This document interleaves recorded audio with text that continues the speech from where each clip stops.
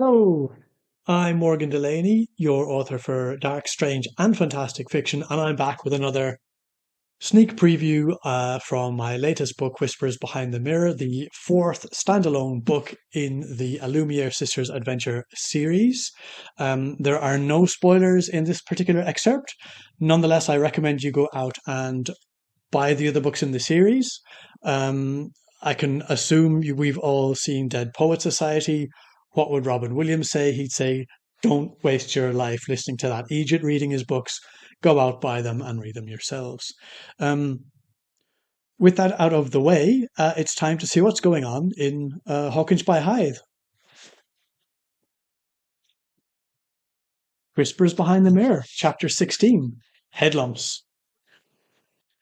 Hawkinge by Hythe grew on the ringmaster. Normally, when he told people to keep his presence secret, he had to repeat the warning, but there was none of that here. He informed his clients he possessed only a limited supply of what he offered. If they wanted it, they needed to keep his presence a secret to stop others getting it. It worked wonders, and the people who knew about the ringmaster kept his presence such a secret that Mr. Dunsloe, Chloe's father, remained completely unaware of the town's latest visitor before he met him. "I can see the back of my head," said Mr. Dunsloe from the chair that formed the focal point of the mirrors arranged around the ringmaster's lair. Dunsloe laughed uncomfortably. The mirrors were set up in a semicircle at such an angle that they reflected each other reflecting him. It meant that he could see himself, his reflection, from all sorts of new angles. He could see his face, the size of his head, and even the back. It was clever, but he didn't like it. He knew his head continued all the way around, but preferred to let the thing do its job in peace. As his wife had cut his thinning hair 2 days ago, the back of his head looked lumpy under its sparse coat of fair hair. He had nothing against lumps. Other people could have as many lumps on their heads as they liked. For himself, he didn't want any. "Very interesting," he said to the man in the top hat and red coat, who insisted he come look at his equipment. "So," he made to get up. It was getting late, and he wanted to go home. That he couldn't remember how he got into the chair was an unpleasant fact he attempted to ignore. He remembered driving his cattle back to their field, the last task of the day, and he enjoyed the walk. It gave him time alone to think. A man with half a dozen boisterous sons of various ages needs to seek the great outdoors if he wishes to think, especially when that man also has a young daughter who causes him more grief than all the boys put together. He remembered thinking about his tea. There were to be butter sandwiches, which were his favourite.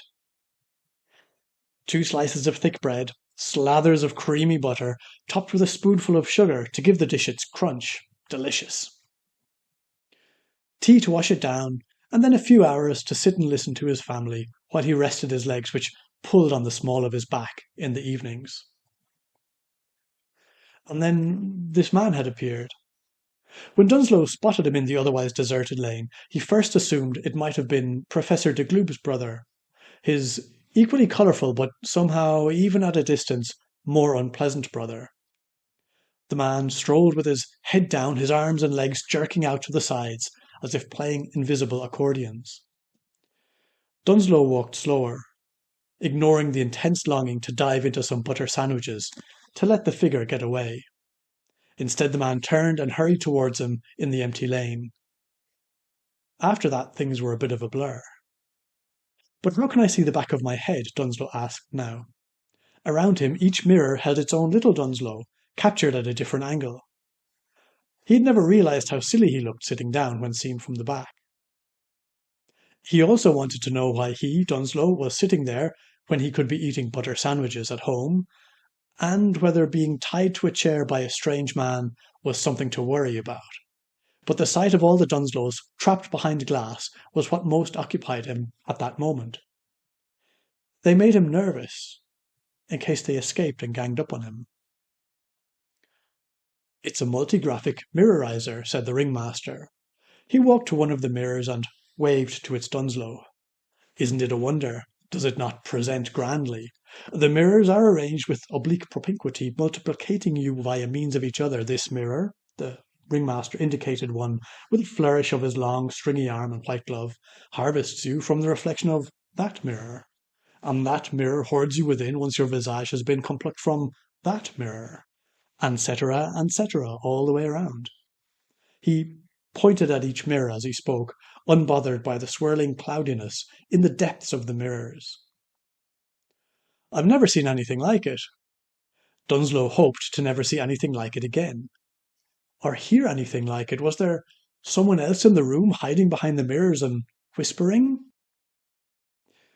When the ringmaster returned his attention to Dunsloe, his sudden, swirling eyes hit him like a strong double whisky after an evening of beer.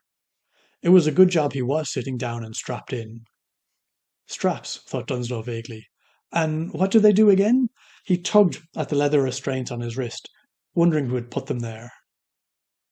He'd have been happier with the situation if the mirrors had been reflecting a plate of butter sandwiches. He could watch himself eat them from all angles. The ringmaster spread his white-gloved hands to encompass the Dunsloes in the mirrors. Dunsloe nodded. It was interesting to see what he looked like from the side and the back. This is what Mrs. Dunsloe saw when she looked at him. Now he knew. But whenever he turned his attention to one mirror, his eyes darted in all the other mirrors too. A whole squad of Dunsloes, all trying to avoid his attention. And if he didn't keep an eye on them, one might escape the mirror and try to swap places with him. His stomach burbled as he tried to watch himself watching himself. The ringmaster noticed. But you can see anything in a mirror. They see anything you put before them. You reveal it to them and they show it to you. And my mirrors are deeper than other mirrors, so they see further, too. They did look deep with those clouds inside them, forming and reforming, billowing and yawning. In several mirrors, the clouds had already swallowed up their Dunsloes. His wife would be wondering why he wasn't home yet.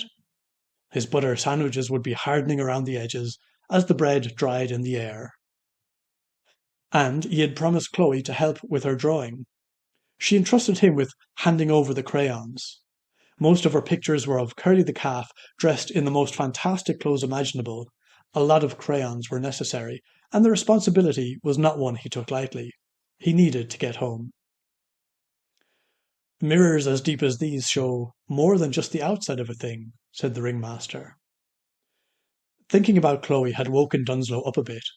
He had been worrying about her just before the ringmaster turned up, and his concern helped him shake off some of the daze the mirrors and the ringmaster's voice induced. Somewhere close by, a glass shattered, and someone shouted. Dunsloe started, terrified one of the mirror Dunsloes had outsmarted him and escaped its glass prison. Then he heard himself thinking that, and realized what a fool he was being. It was time to go. He took a deep breath, pulled himself together. "Right," he said. He found himself in that most awkward of positions, that of the English victim. It seemed unlikely the man didn't have some sort of nefarious designs, yet Dunsloe hated to make a fuss. After all, the man hadn't done anything yet.